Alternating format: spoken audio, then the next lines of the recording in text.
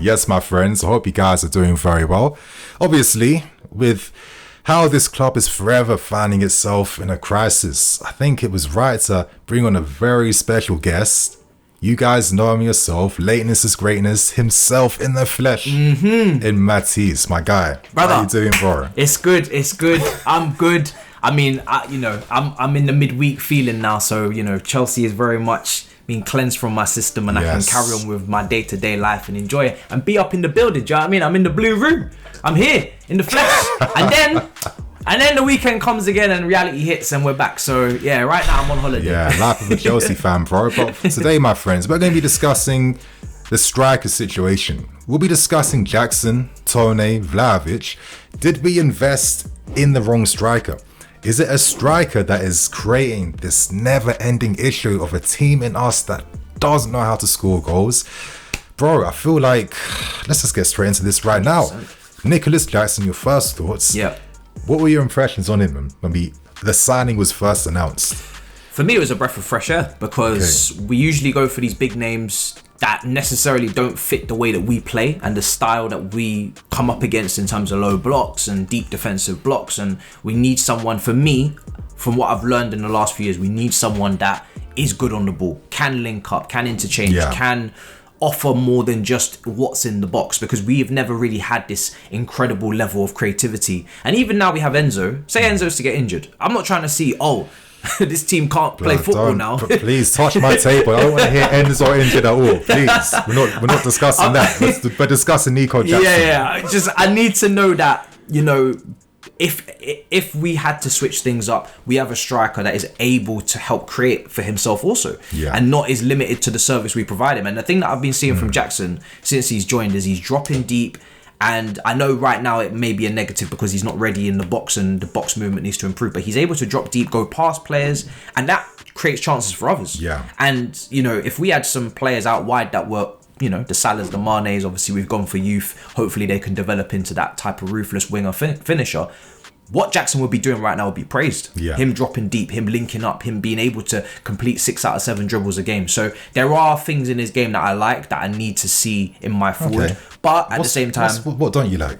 What don't I like? Be very careful. The heading ability.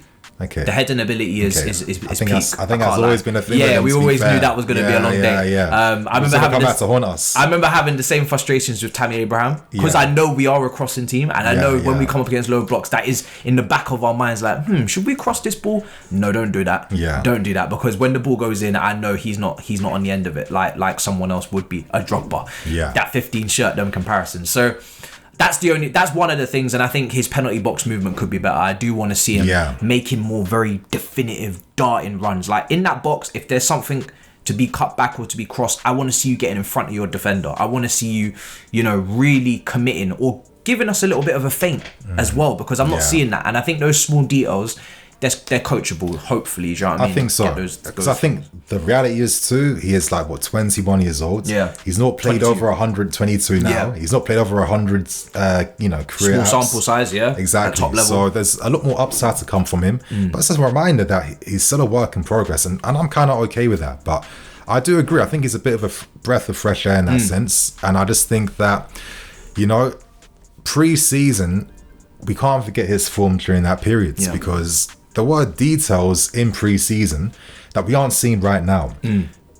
Obviously, Nkunku was a massive loss because he was the real connector to be able to play off of him, to allow Nico Jackson, but I keep saying this, to not become this absolute action man that can't do what he wants to do, which is make those runs inside the box, to be on the end of running in behind defensive lines to get on the end of passes.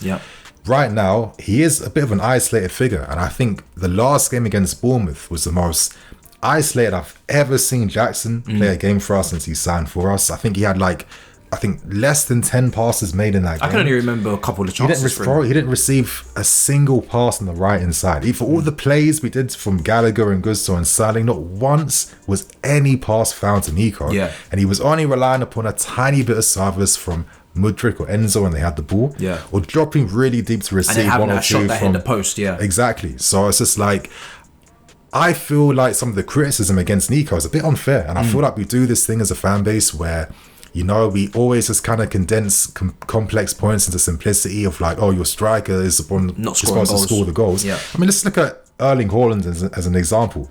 He's missed 9 clear-cut chances, but for him, he's missing chances for fun. I think, exactly, against Kreze, what's the Serbian team? Yeah. Exactly, for Red Star, basically. And over the weekend was insane. You know why City fans aren't gone on about that? Because they make another 10 or 20 chances, and it's part and parcel. And it used to be like that for strikers at our football club, where even Drogba would miss chances. That's what I was saying. That's what I mean. These guys would miss chances. His start of his Chelsea career, he would miss chances. He would dive. He would fall over the floor, rolling everywhere. I remember his start. The fan base used to hate him for like 2 years. Even when he bagged in his first 30-goal season. There was still this. He only had two over 20 goals Premier League seasons. Yeah, I mean, like, he wasn't killed even a lot. But I remember back then, bro, like people still were like thinking a bit nervous, like, is this like a fluke? Is this like a consistent thing? Yeah. He had to really play the long games to really win the love. 100%, yeah. But we would not play that long game right now. No. Right now we would have him. We would have had him out inside we one would have season. had him out, and it's just you can't do that now. I feel like if you're investing, you have to remember why we've invested in Jackson, because the market is kind of barren. We don't have the money to splash out 200 bags, and even then, for Victor there's such a few small, minute amount of forwards like that.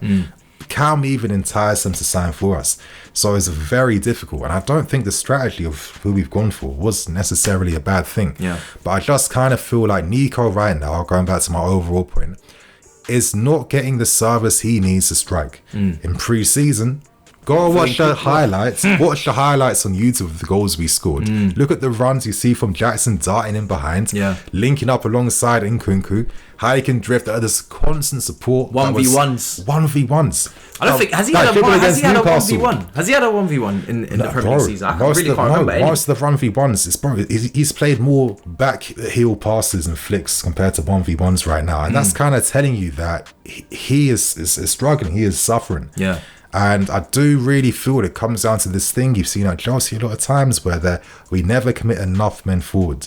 We commit enough men forward to stop the opposition having counter-attacks, but never enough properly to be able to really service opportunities inside the box. So I do kind of feel like Nico, I think it's a bit of a reactionary type of... impatience as well. Because people want their points. If we were getting goals from the wingers, say, Mudryk was chipping in with more goals, Cole Palmer when he comes into the team, Sterling continues, obviously he's got a few goals already. If others were contributing, because there were other people that missed chances against Bournemouth, it weren't just Jackson. But because everybody's not prolific and there is nobody that is prolific, it is going back to the striker. But when you go through the league, there's a lot of teams that don't necessarily have a prolific striker. I looked at who finished in the top 4 last season. It was Weghorst and Martial.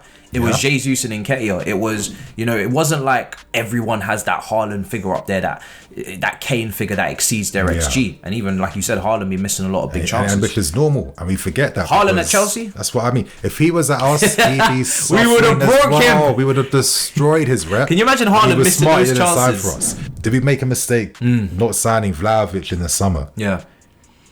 I'll present it to you now. For me, bro, I was looking at the Vlahovic signing as too big a risk to put that 7-8 year contract in front of him and say sign, because I know there are more strikers coming up in future markets. I know that, yes, okay, we don't know enough about Jackson to maybe hang our hats on him, but we've purchased him. So now we have to trust in that recruitment and give that time. That's the whole point. To go and bring in someone else to dislodge him and kind of kill his confidence and say, listen, politics at play again. You're seeing it with Ian Maatson. Sit on that bench and don't get up. Come on. It's very like Chelsea to do that, and then you may potentially kill 2 players in one, because Vlahovic, he had a couple of injury concerns last season. He was struggling. Obviously, people will say Allegri tax, but are we the most free-flowing, impressive football team in the world to be reviving strikers? I wasn't aware. I know. When strikers come here, do they find their feet? They come here to die, bro. They come here to die. So if we're talking about Allegri tax, I think we got to look in the mirror and look at ourselves. I think the amount of strikers we kill. I mean, I get it. Vlahovic has scored more this season for Juventus, but I mean, let's not forget why he struggled to score for 18 months before. Juventus, they created all the conditions that affect our strikers. Isolation, limited service, and it's just like every striker needs those ingredients to cook. It's just like the simple principle of football, and I kind of feel like there'll never be this super forward where like they'll be able to make sense out of chaos and single-handedly save your team and the system clearly isn't perfect right now. Those are like Mavericks. They're the Mavericks. The hazards. And it's just They're like few the and level far of Maverick you Suarez. want is the once in a generation I Maverick. don't think they exist currently. Exactly. The Agueros, Who is the Maverick right now? There's no one. What about guys like Ivan Toney now? Obviously, he's another one. Talks about January. I'm seeing figures like 80 million. I'm scratching my head a little bit. It is a lot of money. 80 million.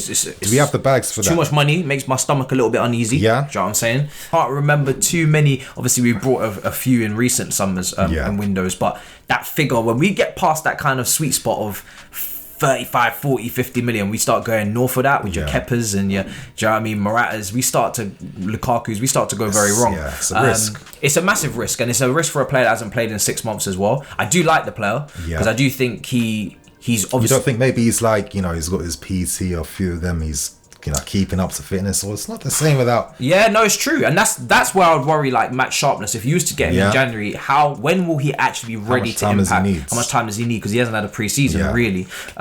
So that is a question mark. That's a doubt. He has played with Mbeumo. He has linked up. He has dropped deeper.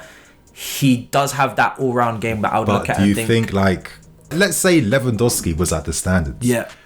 Do you feel like we need to have somebody capable world class of that type of like overall ability, or can you have someone a bit lower than him? Depends on the price range. Help the tactics. Because if you're telling me Tony was like 50, 55 million or 60 max, and now it's a different conversation. Now it's a different conversation because you're thinking to yourself, we might be able to extract more than what we're paying for here and get a little bit of a pick me up. But when you set the precedent at that price point, it's world class or bust. And I think the fan base has to be a bit honest, because the higher these players cost, the more pressure and expectations, the more pressure expectations we place. Exactly. And look at Jackson was cheap, and even he's catching. Now he's catching he's catching everything right now, and it just feels like when you're a Chelsea striker, you will catch the frustration of the fan base more compared to anyone. But again, with Tony, I think maybe he brings something we have. Can I say we've been lacking? I've been bit of physical presence in the box as well. Yeah, and maybe aerial ability. I mean, I say this because actually Havertz scored more goals from his head compared to his feet when he was with us. And I didn't even think he was that good aerial. And he wasn't even all of that. Yeah, that's what I mean. Yeah. But mate, is Torre gonna bring more quality in those regards? I think so. I think he's quite intelligent. He's only 5'11", which is a mad thing. Yeah, but he knows how to use his body like Drogba. Yeah, very intelligent. Like, take a penalty as well. He can. Again, bro, that's what I was actually about to say. That how many penalties do we even win to even utilize that? We don't. That's because we don't get numbers in the box. Exactly. We don't get enough people in the box. I just feel like Tony, or any striker we sign, I just think based on how we play as a team, they're all going to suffer the same consequences of isolation, not having enough support near them, not enough quality service. Maybe you could have a Tony and then a Jackson just off of him. I think that could be interesting. But then there's going to be a time when Nkunku is going to be about. All these guys are going to be about. And then you've got too many players. And has a headache, then he has to decide. Squad, yeah. So I do feel like, to end this, my conclusion is, and you give me yours, but I just think, bro, we commit to what we have. We sign young. Utilize them. We can't have a strategy based on youth, and then it's just like you have no patience to let them grow. I thought if you're signing Jackson, if you're keeping Breuer, the plan is to, when they're 24, 25, what are we talking about right now? Because then it's like the whole strategy then makes sense. When Tammy Abraham, we all just credited the goals he scored, 18. And he set a lot of upside and improvement to make, but then 18 goals out the team just like that. We spent over hundreds of millions in strikers since, and no one's broken that record yet. They've not even come close. It just goes to show that you don't even always necessarily need to have like elite skill set and everything you do. But it's more about, again, how the team played. And I actually think that was probably our best goal scoring team. I know people will say Thomas Tuchel, but that's because he played over 60 games. That's the most games you've ever played ever. But that young team, 1920 season, that was the only time I saw a team that maybe more licensed to attack and express himself. A coaching thing, in my opinion. For me with Tony, it's one of those ones where I would like the player more so than Vlahovic. I think he's more well-rounded, and I do think we do miss that penalty box threat, and maybe it would take some pressure off Jackson, but that's killing Breuer's career, 100%. Now, at this point, I mean, we're still yet to see when he comes back. I think there was something there with that player. I thought he showed little signs and glimpses away from home to, I think it was Brentford, scored obviously that goal against Wolves, I think it was, where it kind of gave us shades of Costa. But how he will recover from that, we don't know. And it's such a ruthless sport. If you can't recover from them big injuries, even though you literally got shot on duty for the crest on your chest. Yeah. The team you're representing is the one that you were dying for, playing your absolute most for, and that's the team that will discard you as soon as you get injured on duty. That's the game, right? But that's the game. That's the game. So if he doesn't recover soon and we don't see something, then he will probably have to be sacrificed, because we do need to have we need to have more than just one option than Jackson up front, and that's what's killing us right now as well. We don't have another option that we can bring off the bench. Washington, but he was meant to go out on loan. He's not really meant to be in the first team. Not really seen much from him. You look at Liverpool. They're bringing on Nunes. They're bringing on Diaz. They're bringing on all these options. They're bringing on these players. Yeah. The difference is they're bringing on players that also are just kind of like giving a momentum boost to the current system. And we're bringing on players. Our way of playing has died. We've become this hope and pray crossing. We got worse. We get worse in the last 8 minutes. And I think for me, my only thing is it has to be like a coaching thing at this point compared to what the players can do. It's 50-50, man. That's just how life is. But anyway, man, it's nice to have you on discussing the striker situation and our lack of goals at this point. Of course, where can the good people find you? You can find me, MAH, YouTube, 3 letters, easy to type in. Just join us, you know what I'm saying? Plenty of content over there, plenty of shows, watch-alongs. And yeah, it's been a pleasure, bro. It's been a pleasure. Respect, my guy. 100%. Anyway, Big up. I mean, hey, you guys, obviously, I hope you guys enjoy. If you want to see more, let us know in the comments. Hit that like button too. And of course, find my collab on Mars channel too. So my friends, I'm the EFC. This is BlueLionsTV. I'll catch you guys later with some more videos.